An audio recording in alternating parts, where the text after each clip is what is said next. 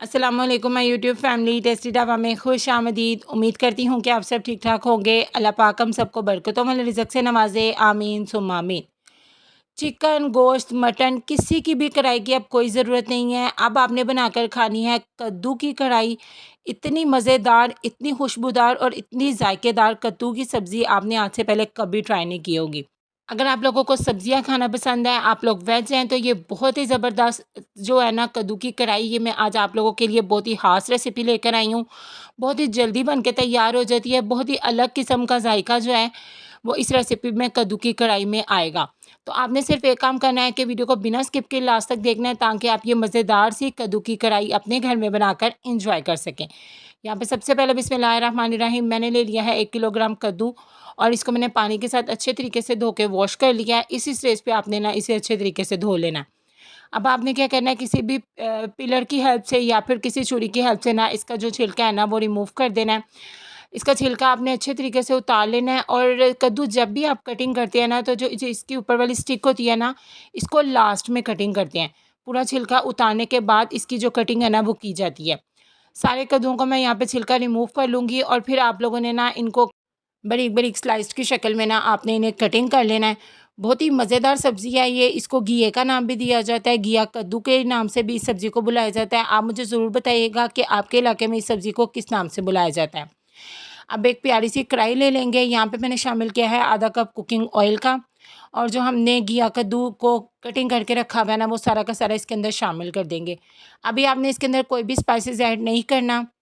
अब आपने इसको फ्राई करना है। आपने इसको इतना फ्राई करना है कि ये 70 टू 75% कुक भी हो जाए, और इसका जो कलर भी है ना वो भी चेंज हो जाए।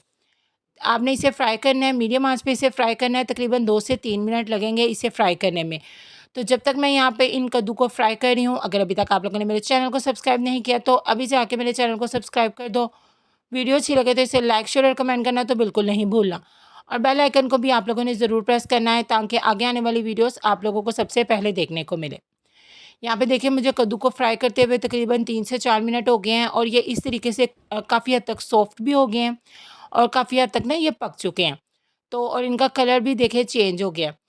तो जब ये इसी स्टेज पे पहुँच जाएँगे ना, फिर आपने इन्हें ना ऑयल से निकाल लेना है। बस इससे ज़्यादा अब आपने इन्हें फ्राई नहीं करना।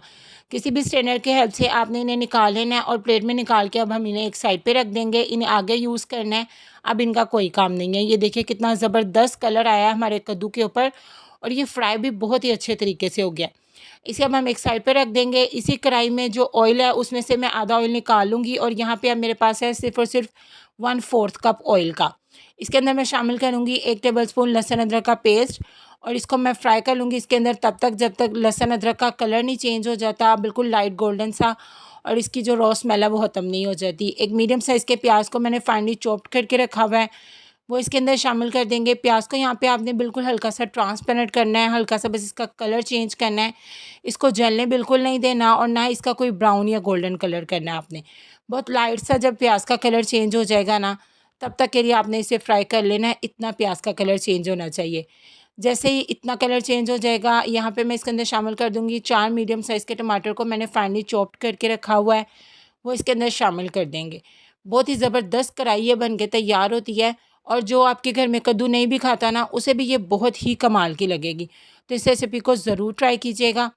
टमाटर शामिल करने के बाद अब आपने इसे एक मरतबा मिक्स करना है अच्छे तरीके से, और इसके साथ ही अब हम इसमें स्पाइसेस भी ऐड कर देंगे। 1 टीस्पून नमक का शामिल करूँगी, 1/4 टीस्पून मैं यहाँ पे शामिल करूँगी हल्दी का। बहुत ही प्यारा कलर आएगा और बहुत ही कमाल का टेस्ट भी आएगा। हाफ़ टेबल स्पून मैं यहाँ पे शामिल करूँगी पिसी हुई लाल मिर्च का। नेक्स्ट मैं इसके अंदर शामिल करूँगी 1 टेबलस्पून भर के कुटी हुई लाल मिर्च का। 1/4 कप यहाँ पे मैं इसके अंदर पानी ऐड करूँगी, ताकि जो हमारे मसाले हैं जले नहीं, और इसे एक मरतबा मिक्स कर देंगे। अब आपने इसे कवर करके तब तक कुक करना है जब तक जो आपके टमाटर हैं ना वो अच्छे तरीके से सॉफ्ट नहीं हो जाते, और जो टमाटर का पानी है ना वो ड्राई नहीं हो जाता, तब तक के लिए ना आपने इसे कुक कर लेना। इसे कवर लगा देंगे, ताकि जो हमारे टमाटर हैं ना वो जल्दी-जल्दी सॉफ्ट हो जाएँ। तो ये 2 से 3 मिनट के बाद यहाँ पे देखिए माशाल्लाह जो हमारे टमाटर हैं वो काफ़ी हद तक सॉफ्ट हो चुके हैं, पानी भी काफ़ी हद तक ड्राई हो गया है। तो अब आपने तेज़ आँच करके ना इसकी भुनाई कर लेनी है। इसकी जो लुक आएगी ना वो बिल्कुल गोश्त की कढ़ाई की तरह की आएगी। यहाँ पे देखिए ऑयल भी रिलीज़ हो गया और इसकी भुनाई भी हो गई है। तो अब जो हमने कद्दू को फ्राई करके रखा हुआ है ना, वो सारे के सारे इसके अंदर शामिल कर देंगे और इसे अब आपने करना है अच्छे तरीके से मिक्स करने के बाद कद्दू हमारे ऑलरेडी काफ़ी हद तक कुक हैं। तो पहले अब हम इसके अंदर जो हमारे मसाले रह गए हैं वो शामिल कर देंगे और उसके बाद अब हम इसे कुक होने के लिए रखेंगे। यहाँ पे मैं पहले इसके अंदर शामिल करूँगी हाफ़ टी स्पून भुना कूटा ज़ीरा, 1 टीस्पून भर के मैं यहाँ पे शामिल करूँगी सूखे धनिया का पाउडर, पिसा हुआ सूखा धनिया शामिल करना है यहाँ पे आपने।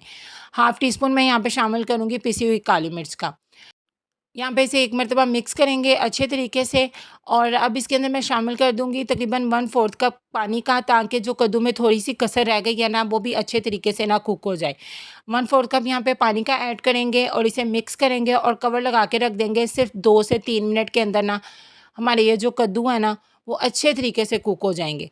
तो यहाँ पे देखिए मैंने इसे कवर लगा के रख दिया है। अब मैं 2 से 3 मिनट के बाद आपको इसकी लुक दिखाती हूँ। माशाल्लाह ये काफ़ी हद तक कुक हो चुके हैं और बहुत ही कमाल की खुशबू आती है जब हम इसका ढक्कन उठाएँगे। यहाँ पे देखिए माशाल्लाह बहुत ही कमाल की खुशबू आ रही है और इसकी लुक चेक करें कितनी ज़्यादा कमाल की है। हमारे यहाँ पे जो कद्दू है ना, वो अच्छे तरीके से कुक हो चुके हैं। अब लास्ट में इसके अंदर मैं शामिल करूँगी 2 से 3 टेबलस्पून हरा धनिया और 2 हरी मिर्चों को चॉप करके मैंने रखा हुआ है, वो इसके अंदर शामिल कर देंगे। हरी मिर्च यहाँ पे टोटली ऑप्शनल है, लेकिन जो इसका जायका है ना लास्ट में शामिल करने से, वो बहुत ही ज़्यादा कमाल का आता है।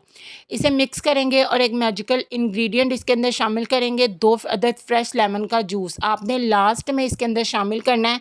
इस लेमन के जूस से हमारा जो कद्दू कढ़ाई का फ्लेवर है वो एक अलग ही लेवल पर चला जाएगा और बहुत ही कमाल का और जायकेदार सा, खुशबूदार सा हमारा ये जो सालन है ना, वो बन के तैयार होगा। लेमन का जूस स्क्वीज़ करने के बाद इसे एक मरतबा मिक्स करेंगे और अब इसके अंदर शामिल करेंगे 1 टेबलस्पून कसूरी मेथी, हाथों से क्रश करके इसके अंदर शामिल कर देंगे और हमारा ज़बरदस्त सा जो खुशबूदार सा सालन है ना, वो बन के बिल्कुल तैयार है। इसको एक मरतबा मिक्स करेंगे और फ्लेम को कर देंगे ऑफ़ और अब मैं आपको इसको डिश आउट करके इसकी फ़ाइनल लुक भी दिखाती हूँ, जो कि बहुत ही ज़्यादा कमाल की है। ये देखिए माशाल्लाह माशाल्लाह हमारी मज़ेदार सी, खुशबूदार सी कद्दू कढ़ाई का जो सालन है वो बनके बिल्कुल तैयार है।